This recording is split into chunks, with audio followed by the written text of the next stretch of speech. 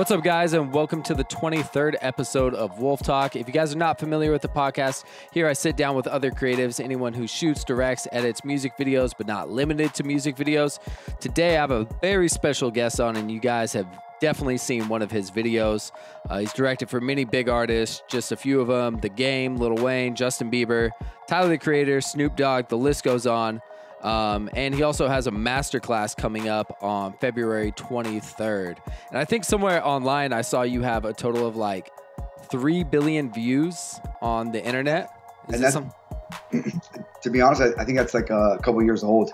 Yeah, that's insane. What do you think it's at right now? Collectively, I don't know, because it's just so like it didn't live all on one page. You know what I mean? Yeah. So, and after like, you know, a couple months, you kind of like lose track of that project. Yeah, or whatever, exactly. you know? Yeah. But I had the press, I had a publicist go through and like do as many as she could, and that was the number. She's like, honestly, it's way over that. We'll just put that 3 billion and more. Yeah, that sounds pretty big as it is. And we didn't even introduce your name, Matt Alonzo. How you doing, man? I'm doing amazing. What's up, all you amazing people? Matt Alonzo. So happy to be here. Sick. I'm a little raspy, but it's all good. I got some tea too. When you said that, it sounded good. But so what have you been, what do you got going on right now? What have you been up to? You know, really just, I have two goals, I guess, if you will, along, that are going to follow the path of the vision, the overall vision. But, what I really wanted to do was get this class going, and really just find a way to like get all this information out of my head and to people who could actually like use it in a way that could, advance their careers if they, actually like take it seriously and they want to invest in themselves. Mm-hmm. It's years and years of like trials and tribulations and like, oh, this doesn't work, but this does, and not saying that's like black and white, obviously, but just at least you have some information, because there was one thing that I just didn't have. There was no one I could like lean on or like look up to, like, ask questions or even get information from. So, it was one thing I always wanted to do. And then on like the other side, it's just really focusing on a narrative, a feature film, and just kind of getting all that together. But at the same time, you gotta pay your bills. So so I shot a couple of music videos. YBN Nahmir was the latest one. That's what's up. That's tight. Excited, yeah, super excited for him. He's a great kid, great energy. He has a whole different little swag. I was trying to like do the camera moves with him, and he's on his own little. And I was like, okay, I got it by the end, but it was cool. He's just fresh. He's just on. Yeah, that's something, because you've been doing it for so long, you probably have gotten into the rhythm of just matching an artist's movement with like your handheld movements and whatnot. So talk a little bit of... Yeah, like generally like the people, I wouldn't say people, but like, there's certain, I guess, generations or levels to this. And the ones that were like, Game and like all the, those type of guys. I had their rhythms down already. You know what I mean? And and they were all pretty the same. They're all the same, Okay. But like the newer cats, they're like a little off. Like not off. They're on their own. Like they're on because they're on. But like some of the moves are just like, it's like a mixture of like, I don't even know, like retirement home and like people in the streets, But it's so fly. I'm like, oh man, like it's totally cool. So, but by the end of it, I got it. Yeah, I definitely got it. Okay, nice. Yeah, that's cool that you're still adapting to, I don't know, have to. Everything that's changed. You can never not adapt. If you don't adapt, you're just going to be, one, irrelevant, but two, you're just going to be like a sore loser, sore thumb, Like, it's part of the game. It's always getting better. And even if better in your mind, like, feels like being worse because you're like, oh, I want to sit in a chair or whatever, like, you're going to be bitter, Yeah. Tell me a little bit about the masterclass. What's kind of going to go down there? What you're kind of touching on it a little bit. Yeah. So, I mean, the biggest thing was just to be able to give all the knowledge that I have. So, but on top of that, I've, over the past, 5-6 years with Instagram, the DMs, being able to ask questions, I've just kind of collectively, just gathered all that data and really kind of like, okay, what's the general, landscape of it look like out there? What are people missing? So people don't go to film school anymore. you know, so that there's a whole disconnect there, but yet they have $50,000, you know, cameras and equipment, and you know, unfortunately they have a loan as well. Like they didn't go to school, but they have a loan, you know what I mean? Yeah. So it's being able to kind of teach that what's missing there, and then also my actual experiences, like, hey, you know, Lil Wayne showed up 2 days late. Like, just all that on top of, like, the actual, like, storytelling, how to tell a story. Because, like, if you want to shoot on your phone, it's okay. If you want to shoot on a 20K, you know, Phantom, whatever, great. But, like, you still need to know the fundamentals. Like, you can't skip that part. Yeah. And YouTube just doesn't tell you. YouTube tells you great tutorials, great little, like, editing tricks, but, like, it doesn't actually tell you how to tell a story. And narrative is the most important thing. And we're like, oh, well, I just shoot weddings or I just shoot skate videos. It's like, it doesn't matter. Everything is a brand, and everything's a branding. You know, even music videos are really just commercials, you know? And whether it's like, oh, it's just a performance video. Yes, but that's still a narrative based on that sort of, you know, who their demographic is, what the story that they're telling just by them, where they're performing and all that stuff, you know? So it's just being able to, like, I feel like some of the filmmakers these days, content creators or whatever, actually they're no different than me. When I went to film school, I thought I knew it all. Like I literally had a little like VHS camera, and I thought I was lit. Like I was like the guy, and I didn't even know there was like lenses you could put on, and then I got schooled. Damn. Yeah, I think that's one thing that because I did a little bit of film school in the beginning and then I dropped out. Yeah. So I kind of I went to like community college and then I switched over. So I kind of got the basics, you know what I mean? Definitely with like storytelling, because I don't think people understand there is that storytelling element to like even just cinematography, like the way a shot makes you feel, you know? That's what it's all about. That's what it's all about. And so you got enough where you actually know that, you know what I mean? Yeah. So I think that's a problem where people, like, cameras are so accessible now, but you don't have that foundation. So I definitely think something like a class. But it's gonna be a variety. It's gonna be a variety. You know what I mean? I got exactly. Yeah. You know, I'm so excited. Like I didn't really realize like how much work I had done. Like I realized how much work I've done. Trust me, I realized how much work I've done. But like I called. You know, I reached out to Red. You know, we reached out to all these like different brands, and like people were just like right on board. You know what I mean? Yeah. That's what's up. I just got the email right now from Quasar, and I saw you on there. Oh yeah, I was pumped. I saw that too. Yeah, I was excited for that too. Like, I mean, because I'm a fan, like fan of everybody as well. So it's like it's all exciting. But yeah, I think definitely, and I think if the class is really good for people who can't learn on YouTube, because if you just can't go to film school, you can't learn that. It depends what kind of learner you are. I think there's people like who just learn on YouTube and are the best ever, you know? Yeah, but there's also some people who need to be in classrooms and get that knowledge, you know what I mean? And there's also people who just like don't have to do anything. Like for me, all I did was like people are like, oh, like who did you look up to as a kid and stuff? I'm like, honestly, I didn't really know, because like I was actually like shooting stuff. Like granted it was very small stuff, but I wasn't like a fan of film. All I knew was like, oh, this movie or this thing made me feel this way. Let me see if I can recreate that. And that was at a very young age. Like I'm talking like 10, 11, you know? And so some people it's intuitive. Some people it's not. But like regardless, I feel like you need to at least know the information. Whether they want to tell me to F off after the class is totally fine. But at least, you know, like at least get it. You know what I mean? And like, it's like I haven't seen too many YouTubes that really like, because it's a lot. It's a lot. Like even like I was talking to Filmmakers World, you know, the Instagram and I'm like, they had a post of like, or maybe it was Indie Filmmakers. I don't remember. I talked to both of them, but it was like the rule of thirds, and I'm like, a lot of people didn't know what that was, and I'm like, how is the audience of Instagram filmmakers not know what the rule of thirds are? Yeah. You know, it's kind of like but you know the ins and out of a Red camera that you don't even like you can't even have access to, you know. Yeah. So. Yeah, but they get both at the class. They get to play with Red. Red's gonna have representatives there, all their new products, all their new stuff. So that's tight, dude. That's sick. So let's take it back. What was like the early music video hustle like? What year was that when you were just started hustling, doing music videos, and you kind of got into that? So I graduated 2007, came out here, and MySpace was still out. Like MySpace was actually the thing to do. And YouTube, no one even used YouTube. Like it wasn't really there. It wasn't anywhere really. Twitter hadn't come out. You know, none of these things had come out. These platforms. Yeah. And so like, you know, Ski being like the marketing genius he was, before I even got with him, though, it had been about, I don't know, maybe 4 or 5 months just like roughing it out after I quit this big job that I had. I just didn't like it there.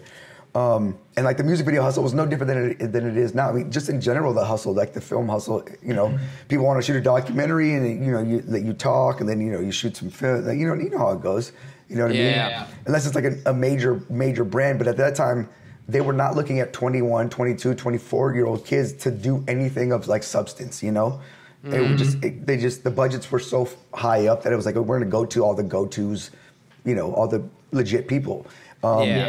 And so the Red One came out, and I teamed up with Ski, and that's when Ski, we talked to Chris Clancy, who was like the marketing person over at Interscope, and he was really doing a lot of stuff for Eminem. And I did like this like promo for Eminem's like iPhone 1 game. And he's like, okay, I'll give you guys a budget for a video, and he gave us the Clips video for $10,000, and they kind of like laughed at us, and they were like, yeah, see what you guys can do for this, like there's no way you're gonna be able to do anything, because no one had shot under 250 or 300,000 at the time. Wow. So we shot that, totally killed it, like it looked amazing. I had a jib arm, like. I was just looking for an opportunity, and then we shot. Then he gave us Dope Boys, which was featuring Travis Barker's in the game, and then Turn My Swag On. Those were all under $15,000, $20,000 at a time when videos were still like Beyonce videos now. That was the standard, the norm, and we kind of changed the game. Like we didn't really understand what we were doing. We were just looking for an opportunity. But after that, they didn't spend the same money on videos, unfortunately. Yeah, and then DSLRs happened and all that. Yeah, so then when those came out, those allowed us to have like a bit more of a play, because then we were able to, like, we just bought them obviously at Ski, and then we were able to like at least make a little bit of money based on the camera rentals. But yeah, man, I remember the Red One was just like, I mean, it was huge. And then you would plug it right into your computer, and you just like dump your footage right into Final Cut 7. It's just the craziest thing. Think about it now. Damn, that's crazy, man. Well, what's like some basic advice that you would say for people coming up in music videos now? Because a lot of people I see, and a lot of my audience, and I'm sure you get caught up on making money right away in the beginning. Oh yeah, and, yeah. In some of your interviews, I also saw you talk about you found music videos as a way to like support yourself just in the future as well. That's what I kind of saw you talking about. It's a path that you just chose it as. Like you didn't.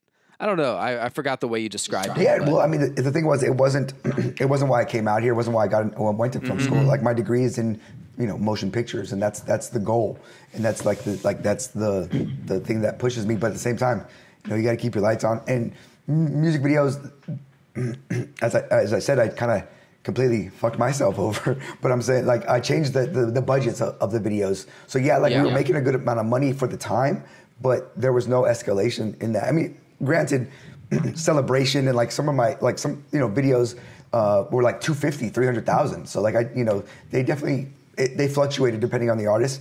But yeah, no, music video for me was always like a stepping stone, and for me to like practice my craft, to be able to like write an idea and then be able to like execute it, learn the camera, like just kind of like learn, I had never really been on a set ever really, you know what I mean? Besides film school. So, it was just learning everything, you know what I mean? And just like, it was definitely like, I couldn't imagine just going from film school to a feature film set, but at the same time, that would have been amazing as well. But I took whatever opportunity that would come, and it came, so we took it, But money wise, so like if you're trying to get into music video for money, then you should go look at like the people who have like the sponsored ad, like swipe up now for like 3 videos for $150. It's like, oh my God, like, because that guy is essentially like not my competition, but he's somebody that doesn't really have a names competition because they both don't have names, Yeah. So then you have to think, okay, well, if that person's charging $300 for 2 videos or $300 even for 1 video, like what can I realistically charge? Even if I give them the best sales pitch, like what can I realistically charge? And it's a lot of work. There's no difference between a $300 budget and a $30,000 budget. There's actually not. I mean, obviously the equipment's different, but the work, the amount of work, you still have to find a location. You still have to find whatever it is that you need, right? Like there's no real difference as far as the actual work. Is more work and less payout, obviously, with the stuff. But So money wise, no, you have to do it for the love, and like your work has to be that dope that like people really rock with you. And then the money will come in, you know. Yeah, money will come with once you build up that. But it's branding. It's funny because I mean, but you have to be like multi-level. Yeah. And the thing was amazing with Ski was that like we were so. I remember we did like the Bow Wow challenge like 9 years ago. Like we'd be flying to Vegas. Like when Twitter first came out and we got verified, he'd make me bring he'd ask me to bring a couple pairs of clothes, and we would take different pictures like on the jet or whatever. Yeah. And then he'd be like, "Yeah, let's post this when we're not working." And like this was like 8 years ago. You know what I mean? So he was like, he was so like in the marketing. So I'm so like thankful as a filmmaker, like as a creative, that I was able to kind of get that knowledge of like the back end stuff, and I really brand myself, you know, because some people just they don't do it, and I can understand if you're an artist and you want to focus on the art, it's really hard to be like, what up Instagram, like, you know what I mean? So, but yeah, like you know, film. You know what I was gonna say is I feel like I hear a lot of people like, I'm like, what do you want to do? Like, what's your ultimate goal? And their ultimate goal is to like direct music videos, and I'm like. Unfortunately, I'm like, that's great. It's not, you know, but at the same time, you know, 35, 37, 30, you know, 45-year-old, you know, I don't know if that's sustainable for your, you know, what sort of lifestyle you want to live as far as financially. Good take on that. And something to think about as well. What you want out of this, doing music videos and whatnot. I mean, because they you know, a lot of the younger ones, they just don't, they want it, they just want to get there, but they don't see after that, you know? And I just want them to waste 10 years or 5 years of like hard work and then get there and then go, okay, what do I do now? Well, one thing I was going to ask you, aside from that, getting into shooting actual music videos, one thing that I see you preach and talk about is getting hell of music video takes, like just takes, performance shots, getting all sorts of different takes. You want to break that down a little bit for me? Well, I mean, I've been editing since I was like 7. Yeah. My whole life. So like, I actually just wanted to be an editor when I first went to film school, because back then they used to make you like, you know, choose one specific thing.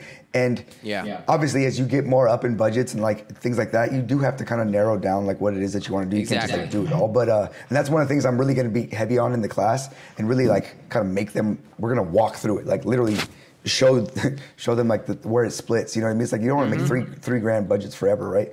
But so I've been editing forever. So now I was editing a lot of people's stuff, and like it was really crappy, and I was making it look really good. So unfortunately, like this is like kind of like I can make anything look really good in editing. It might take me a long time or take me a little bit long, but like you give me a cell phone and I will do wonders. So over the course of obviously 10 years, I've learned a certain like guarantee for me to at least have like a dope ass performance based video, like bottom line, depending on like the budget. If the artist comes on time, sometimes they come with like 1 hour and you're like, well, you know, so I always know like a go-to strategy, and it's just to shoot at different frame rates, different shutter speeds, and then, you know, just kind of, you know, weave your way through that, you know? Gotcha. And that's just more on the editing. Like, it's really hard for like some directors who don't edit to understand that. And I see a lot of times they want like one shot to be like perfect, or even the DP, you know? And I'm like, guys, this is a rap video. Like, unfortunately, I know like I would love to do a one shot video. Like I would love all that stuff. And I'm just like you guys, I want to shoot cinematic, but we got to be realistic right now. We have like, you know, 45 minutes in the location, right? Yeah. We got it. Let's move on, you know?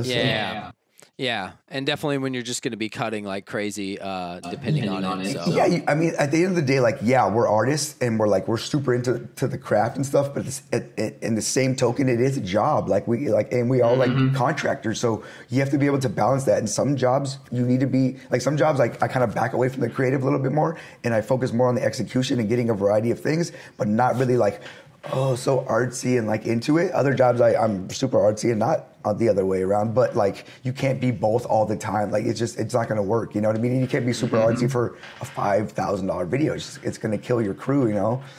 What's like a good minimum performance shots that you would usually try and get on just like a basic video, you know? Like a short, I shoot everything. Yeah. So what I do is like, you know, like, so for YBN, actually for YBN's video, YBN Nahmir, the location that I was going to shoot at got rained, like it got flooded. So I had to like rethink of a whole idea just on the spot. Like I didn't even know it was flooded until I literally stepped on there. So I shot, let me see, 1, 2, 3, 4. I shot 4 performance scenes, 4 different performance scenes, and then within those 4 different performance scenes, I think I shot maybe 4 takes or 4 or 5 takes, two on like a gimbal or some sort of movement, and then 2 on tripod or handheld. And the ones on handheld and tripod were going to be obviously a longer lens to give that, and then the ones on the on motion were the wider lenses, and then I play with the variety of frame. Just play around like 60, 120. Oh, I go stuff nuts. like that. Super high on That's the frame rates. Yeah, with like shutter speeds. Oh, shutter speeds all over the place. Oh, like you would be like, what? Do you ever go slower so you get more motion blur or no? Sometimes, like, I do a lot of tricks with the song in post before I get to set. Yeah. And then just depends on what it is. And I mean, obviously, like, you would love to have like a week of prep and like, really like figure out these like dope ass ideas and stuff. Like, I can't really even judge music videos these days because I know how it goes. Like, I got a call from YBN like 2 days and it's like, hey, I'm coming to LA. Can you shoot in 2 days? You know what I mean? And it's like, how much can you do? You know what I mean? With 2 days notice, yeah, you know what I mean? Yeah, obviously, like, I get it. Like, my first time I got called from a big artist for 2 days, I probably went all out. But, like, 10 years down the line, it's like, okay, like, there's only so much you can do, but you're going to do it to the best of your ability. You already know kind of, we shot the whole video in, I only had the location for 5 hours. We shot it in 4 hours because we had a load in. So we shot the whole video in 4 hours. So yeah. Pretty impressive. I was pretty. Yeah. Well, you're definitely seasoned. So I think it's going to come out pretty sick. Dang, what season do I have? What seasoning do I got? What about you though? Wait, what about you? Like, let me talk a little bit about your work. I mean, I want to hear a little bit about you. What do you want to know? I don't know, like your first project or like your first project that you really were like stoked on. What's one of the first projects that I was stoked on? Let's think. I did one a year ago. Let's think. The first one that I got a budget for was pretty cool. I invested I think it was like around like 2,000. I rented this studio out in Oakland. We got a cop car. I had the idea to get a bunch of shell casings. And then I kind of like, it was this group SOBXRBE. I don't know if you've heard of them. They rap with YBN Nahmir as well.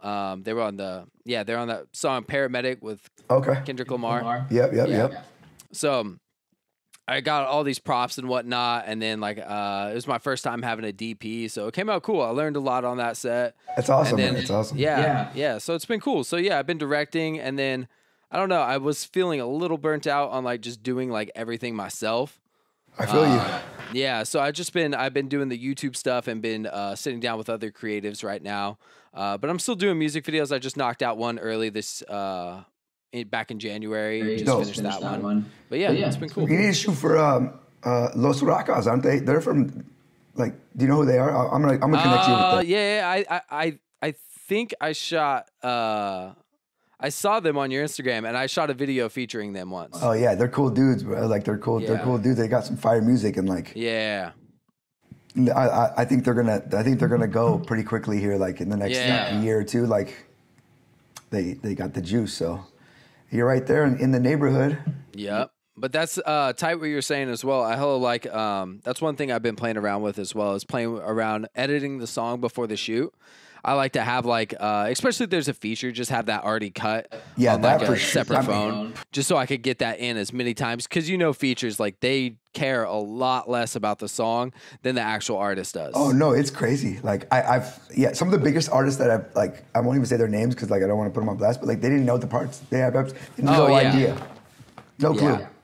Yeah, so definitely getting that in their brain as many times as possible. But definitely, I like messing around, slowing down the song as well, shooting at different frame rates or speeding it up, stuff like that. So that's what I did. Martians vs. Goblins, and that's where I really executed all that stuff into it. Because as games coming down the alley or down the little runway, I shot 12 different takes, and you can't really notice it because I cut it so fast, but.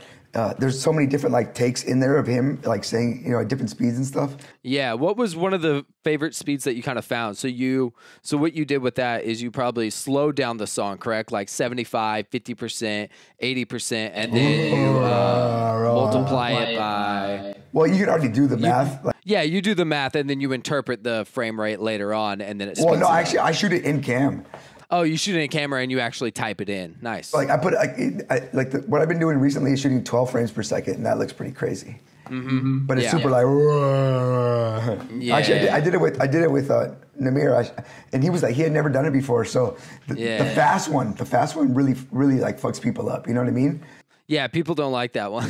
I try to do like 150, but 150 is like 36 frames. It doesn't even look that cool. You know what I mean? So I like, all right, you go 200. It's hard. Yeah, no, but like I make him get it. I'm like, it has to be the right song too. I just did the 36 for this guy. I don't know if you heard of I Am Sue. Oh yeah. So we had a glass platform. I saw a little video with him. Okay, nice. Yeah, so we just shot. That's who we recently just shot with, and I put a glass platform, and he stood on top of it, and then we shot confetti out on like the beat drops, but we did it at 36, so the confetti stayed in the air a lot longer, and I'm waiting for that video to drop, but it came out dope. So where's it at? Where's the editor at? Are you the editor too? I'm the editor. Yeah, I direct and edit. Oh, get us a cut, editor. Fix it in post. I'll send it to you. I'll send you a little cut after this. So yeah, it came out tight though. But I got another question for you. I wrote a bunch down. By the way, Martians vs. Goblins. That was probably one of the first music videos. I don't know, one of the music videos that inspired me to start shooting music videos. It was just like. Don't tell me you were like 5 years old though. What was that? I said, don't tell me you were like 5 years old like everybody else does. No, I was probably. When did that video drop? What year? I'm 23. Oh yeah, so you probably were like 5. I was 5? Nah. I was in high school. I was 14. See? Yeah, it was still that. Like someone hit me the other day and was like, "Yo, I heard tie me down or you're a jerk," and like and I was 10 when that came out. I'm like, "Oh, don't tell me that." Give me some. What are some tips that you have for freelancing when jobs aren't coming in? How do you kind of deal with that? Let's say like it's a slow month or something like that. And I think that's something we all kind of deal with, and I heard you talk about that in an interview. Yeah, I mean, for me, it's a little less like, you know, but I remember being there. Like, I remember being there like crazy, you know? And like, I would always freak out. Like, I would always be like trying to get more work, and like, I would end up doing more work probably when I didn't have work, like trying to like cut a reel or like do whatever I could do. Yeah. You know? Like, I got to get something, whatever, you know? And then I would get a job, and by the time I booked a job, I'd be like tired from doing the no work to get through. And the job ended up coming from like left lane anyways, like not even from what I was trying to do, right? So as I learned is like, if you can't freak out too much, like try not to freak out too much, you know? Yeah. Like the best you possibly can. Like you have to understand, especially for startups, for like, that's why some of the young filmmakers, they kind of, you know, make me laugh a little bit, because like, as you're coming in, like you have to understand there's going to be some times like that. And if you're only getting paid a couple $1,000s per video, like you're going to be eating top ramen, sleeping with like, you know, like 5 or 6 homies in a house. Like you got to rock and roll. Like it's just how it goes. If you really want to like do this, like if you want to like look cool on the Instagram with like a red in your hand, like don't be a filmmaker. Just go take a picture with a red. Like totally. Yeah. Cool. You know what I mean? But like you have to understand, like, and I was fully aware of like what was going to come with this, because there was no guarantees. There's no guarantee tomorrow. There's no guarantee any other time, right? And if you're already getting smaller budgets, like how do you sustain that money to stretch you with rent, just common living expenses? So what can you really do? I mean, for me, what I did was just like make new reels, make any sort of promo that I could do. I remember like 3 years ago, I did the split screen thing on Instagram when I had downtime. And like I was the first one to ever do that. Like it's everywhere now, like the behind the scenes and then like the real thing. Yeah. I remember doing it, like I was the first one to ever do it. And like that's what I did during my downtime. And that really really helped, you know? Yeah, no, those definitely have helped me. Just even those split screens have like been crazy, just the amount they get reposted and whatnot. It's absolutely. I remember doing that, and I went to I remember posting that, and then like the next night I went to Tyrese's party, and everyone was like, people I didn't even know were like, yo, I saw that split screen thing, and I was like, oh yeah, this is dope.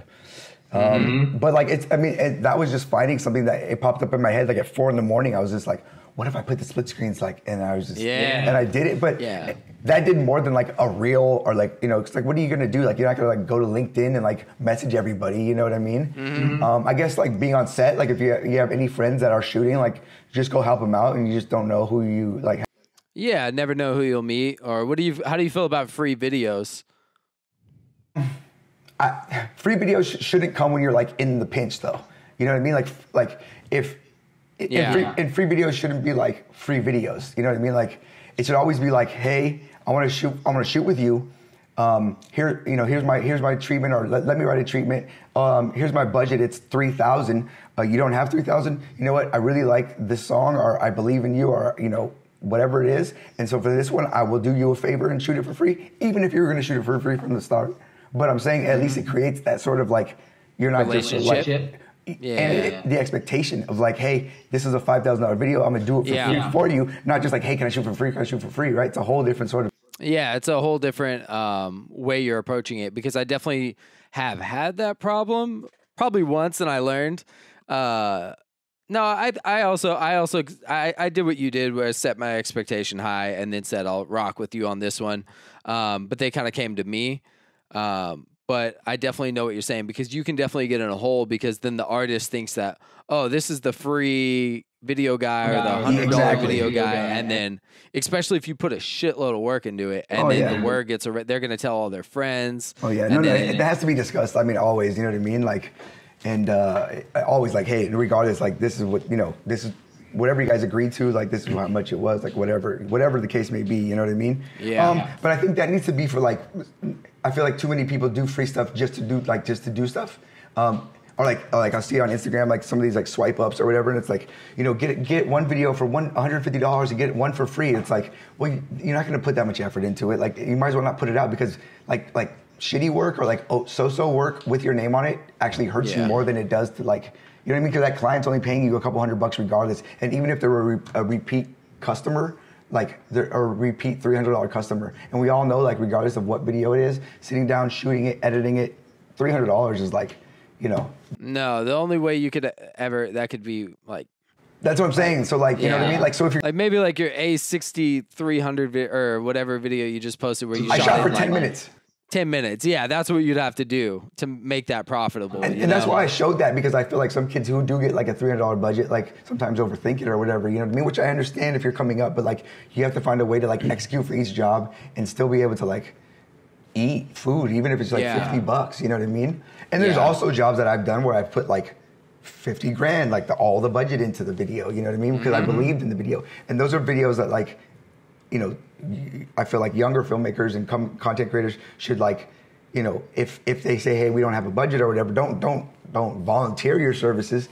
But if it comes to that point and it's something that you're passionate about, then absolutely you do free.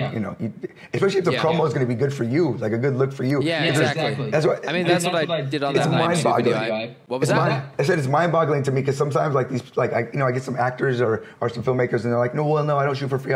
I shoot this like $300 a day stuff. And I'm like, yeah, but no one knows who you are. That's why you don't have an agency, and that's why you're contacting me via like Instagram instead of getting right, because you're taking these $300 like XYZ jobs that that's not getting any sort of traffic or any sort of like substance, you know what I mean? And you can just do a free video or do, whatever it is, and you gain so much more exposure and opportunities that way. But it has to be strategic. It has to be strategic if you're going to do it. But yes, I did I wouldn't say hundreds. I did at least 50 free videos coming up.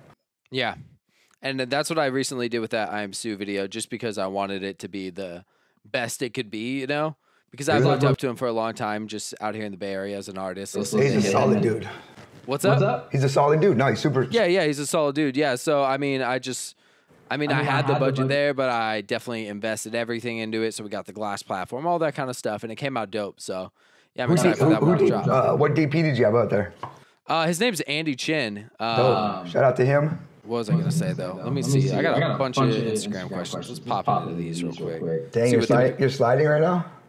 No, I'm going through. I'm pulling it up right now. Let's see what. Sliding in the DM? No, I got the questions right there. Oh, you got them. Okay, I got you right here. Director Trevor Lobb wants to know, what is the best way to approach a bigger artist to shoot a video? Kind of like what we just touched on. What was that again? What is the best way to approach a bigger artist to shoot a video? I mean, it's really, really hard. Like, there's a couple ways to go about it. I mean, nowadays it's like, it's almost like the amount of competition. It's like, it's so hard, but you have to build a relationship with that person. Like for instance, you know, I went out, I got a crew sponsored me to shoot a documentary with Nipsey Hussle out in, we went to Paris and London. I don't remember where we went, but we went over to Europe, and we just and I was with them for like 2 weeks, and we just shot. We stayed in the same hotel room. We were able to like build a rapport, you know. But to like most big artists, you're not even able to get in contact with. You know what I mean? Unless you pull some like what's that guy's name? Hazard. What's his name? Gibson Hazard. I think so. Yeah, he's freaking awesome. He's like the best, like one of the best content creators that I've seen in recent years. But he did Little Pump's concert, but he just made it so crazy that like he brought, you know, then he did Drake's thing, you know, whatever. But like so there's an opportunity there as well. You know what I mean? Like that could have been a very like a smaller artist, and he just had such a unique style that. And he was able to execute so well that he was able to get those like meetings, you know. But like, I don't see how somebody who is, you know, maybe negotiating a $500 video is even gonna get in contact with like a. Yeah, I think it just goes up with building and just meeting, you know. Yeah, and I think the right thing will happen. Yeah, I mean, it's just like that's why I'm very big on like make sure you shoot projects that you're passionate about. Make sure, and then also you got to figure out how much creative leniency the artist is giving you, because sometimes like the artist want to direct pretty much, or the management have like the whole idea already, and it's like, okay, well, is it really gonna, you know, is this idea good for representing you or whoever, you know, me, and you know, because you put your blood, sweat, and tears into that, and then it just might not be the idea that, you know what I mean. But I mean, if you do get an opportunity, like I got an opportunity to shoot Lil Wayne, but I was shooting for like the people opening up before like the doors even opened, and then I cut it together and I put it out on YouTube, and like before, you know, that got hella views. I think that was one of the first things that I saw. And so like that was there's those opportunities, you know what I mean, and then they invited me out to Lil Wayne's video, and I'm sitting, and then that's when me and Tyga met. I met Kendrick, Tyga, Schoolboy Q, and like those are my like we shot. I have VHS tapes, stacks of VHS tapes of those guys, you know, so. So there's definitely like, you know, like, but that's also why if you're not working, like don't work yourself to the ground, because you never know when you're gonna get that opportunity. Like you gotta be fresh, you know. Okay, so kind of take that time to rest and rejuvenate, and I know it's hard. There's definitely a good time to balance, because if you're grinding nonstop, and I feel like sometimes you need to refresh and reset to kind of reset those ideas in your head and get more ideas, you know, because I feel like if you keep pushing yourself, those ideas are a little bit harder to be more creative, you know? Oh, I trust me. I do know. I definitely know. Like it's a challenge, you know what I mean? And and for me, the biggest challenge though is like the artist or management or record label commissioners. Just like a lot of people have ideas, you know, so then you got to like work everybody's idea in, and you just don't get the freedom that you used to, or at least I used to back in the day. Because before they just send you the song, and then you just send you the song, and then I'd write an idea, and like, you know, 5 other directors call in, and like whoever else would write an idea, and they went with whoever they liked, and then like you got to kind of do your thing. Yeah. Damn. Well, let me see what else we got in here. Susie Made It wants to know, do you have a favorite lens? Susie Made It? Wait, who? Susie Made It. Oh, shout out to her. I know. I like the name. I like the name. I was like, okay. Hey. All right. Favorite lens? I think my favorite. My favorite brand is or lens. Doesn't matter. Man, I'm just wild with whatever. Give me anything. I don't. You know, like I want to be versatile. Like that's like my favorite thing, is to be able to like give me a cell phone, give me like whatever, and like you can have a red, and let's put a project together. Let's battle right now, and like that would be tight. But like a 50 or 85. I mean, that's kind of like my go-to. Check this out. Show us something exclusive, man. Oh my hand. The VHS. Yep. I've been rocking that on some. That's fresh. That's fly. It's got the pop out, you know. Yeah. But you gotta get one of the big dogs. Nah, man, that's too big.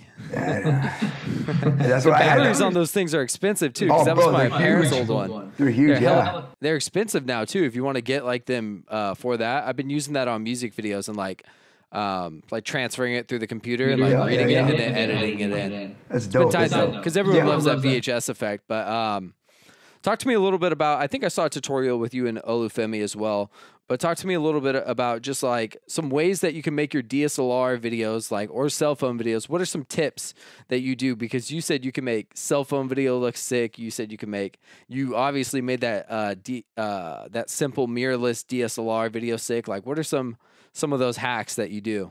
I mean, there's no like that. That's why that's why there's such a disconnect with like the YouTube videos, because like in general, like I can't give it to you. I can't. There's no. I have to show you. Like I have to show you how to do it, and it has to like register, because it's not like just like changing a number. You know what I mean? Yeah. It's like changing a number in your brain, and then understanding like, okay, I have like just understanding like the variety of tools that you have, because most people see a camera as like this, as one thing, but like there's so many things it can do, and then it's being able to like pick which ones are going to be best for this job, and like the time that you're going to get, and like all those things, right? Like, because there's like, I mean, yeah, I could say, oh, well, crank your shutter to 180, like it just, but at the same time, like the person's going to be like, well, what, this doesn't do anything, but it does, it doesn't do anything if you don't know how like what else to do, It's really hard. It's really hard for me to do like those things. I guess just like study your camera. That's the biggest like hack I can tell you, because if you can like study it. Like I know it's not a red. I know it's not like the camera that you want. You know what I mean? But like that shouldn't be the thing. What should like drive you would be like, my dad always used to tell me like, I'd be like, Dad, he'd be like, clean your car. I'm like, I don't want to clean this car. I want to clean my Mercedes. He's like, well, right now that's your Mercedes. So show yourself that you can keep a Mercedes clean, so that when you get your Mercedes, you know what to do with it. You know what I mean? Yeah, exactly. So I feel like it's the same way. A lot of kids are like, oh, I don't even want to know. But it's like, just study your craft, figure out how, like, what it does, and that's the best advice I could give, Or come to my class February 23rd. Yeah, no, I definitely agree on that, because that's one thing I kind of stuck to is when I had the T3i, like I wanted, like I saw like the GH5 came out and all this other stuff, it's like, oh, I want 4K, but I definitely wanted to outgrow that camera and like do everything I can on it. You know what I mean? Oh yeah, I don't even upgrade. I don't upgrade my computers until they like fall apart. You know what I mean? And cameras, I've never bought a camera. It's besides the little 6500. Mm-hmm. I don't get like FOMO. Like I don't get like, oh, I want that one. Like no, like I don't, because like that guy sucks. Like he sucks. He has a great shiny tool, but like he's irrelevant to me.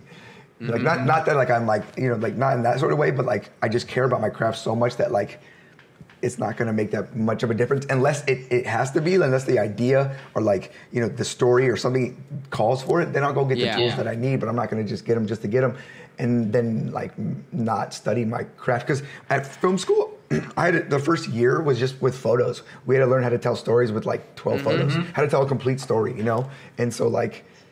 There's so many things that these kids can do. Just I guess not even kids. I guess just content creators to learn things. You know what I mean? And not the technical aspect is like the easiest aspect. You know what I mean? You get your hands on something, you learn. Okay, this knob does this way. But like, if you don't really know the theory, the fundamentals, and like psychology and all that stuff, then like, Yeah. Damn. Well. Sick, dude. Well, definitely people should go check out your class. Absolutely. I mean, that's because that's why the class is 8 hours. You know what I mean? Like I was like, I need to give, and I also want to show, like shoot some stuff, show how I edit it, like bring it in there and like the full process, break it down. Yeah, break it down. So it's not just like, hey, here's 5 tips on how to like, you know what I mean? Because I'm kind of, what about the kid who's like, well, I did provide tips, my stuff still looks the same, but then I can show him, look, or her, this is kind of what's missing, or, when whatever, right? So I just want to be more hands-on and stuff like that. And there's just so many elements to it that 8 hours, which still is not enough for me, but like, my team's kind of keeping me to that, but I'm excited. That's I'm tight, man. excited. Yeah. Cool. I mean, come on, I hope to see you there. I maybe I'll try and make it out, man. I think I just booked a video on the 23rd. See excuses. Nah. You want me to cancel? Send back the deposit? Oh, good thing you take deposits. That's one thing. Deposits are key, man. Yeah, no, 10% non-refundable before I even like look at anything. I have to, man. Like I've written so many treatments and had so many meetings, and like I've done so much work, and then they're like, oh well, or the worst is when you see your video come out like and you don't shoot it. That's the worst, you know. So you do 10%. What's it called? What's kind of like the process like that for you? So you said 10% upfront. Did you even start writing a treatment, or like, yeah, because for me now, there's like time is like so crucial. So like for me to go meet you at, you know, whatever, and like have a meeting, like that's not fun for me. It's not like I don't, you know what I mean? Like it's a business. Like let's meet, let's do what we got to do. But you know, then they want to meet again, and then this person has an idea. Then come down to the label, come down to the studio, kick it, like whatever. It's just like, okay. So I usually do like one sort of like email like this. I need to know like what's your budget, what's your date you want to shoot, when is the release of the song or video. I want to know all the information that they have. Do you have any ideas? Do you not have any ideas? Is it where do you want to shoot it? Which country or which state or whatever? All right, and then I can and then from there I set up a meeting. I have one meeting with them normally or FaceTime or whatever, and then I say, hey, look, 10% down, and we can move forward. Non-refundable. You don't get it back. But obviously it goes to the video if as we continue on. Other than that, like that's pretty much it, you know. But for 8 years of my career, I had agencies, you know what I mean. So I had them do that for me. That's what's up. Sick, dude. Well, is there anything else that what's it called? We could be looking forward in the future from you. Any tutorials or anything like that?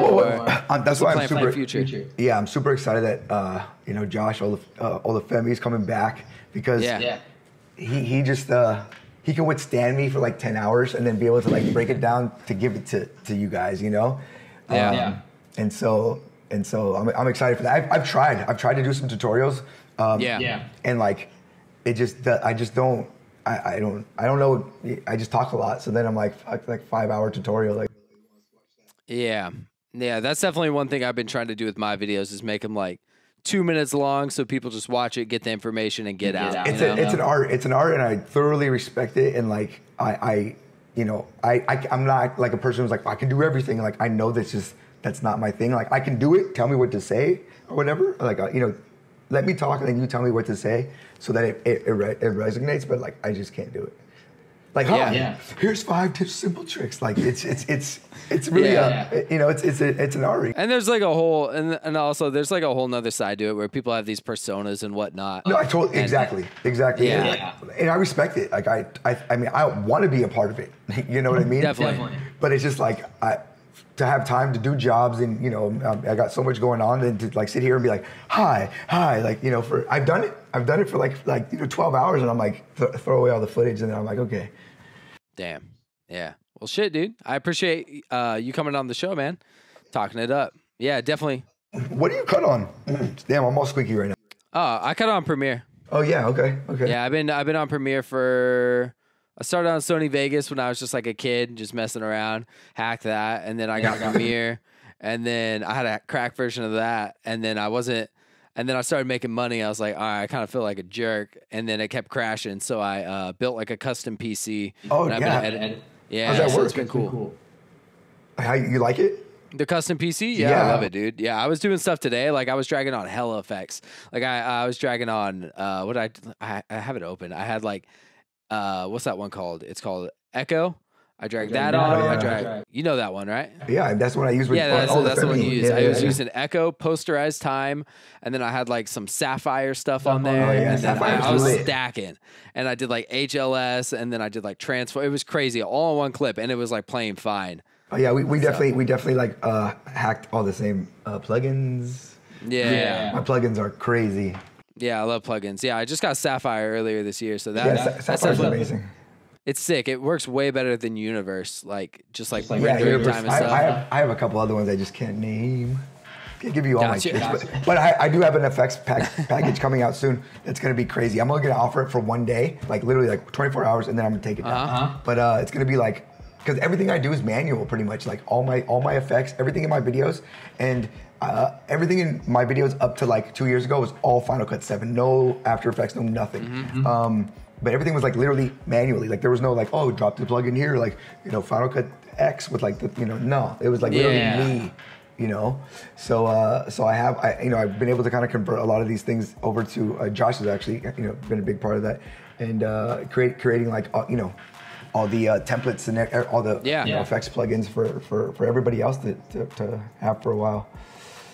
That's what's up. Cool. Sick. Well, yeah, I'm going to end the podcast right now. Thanks for listening, guys. Drop a review. Make sure to follow Matt Alonzo on Instagram at Matt Alonzo. Everything's Matt Alonzo. Everything's Matt Alonzo. Thanks for listening, guys. We'll catch you guys next time. Thanks.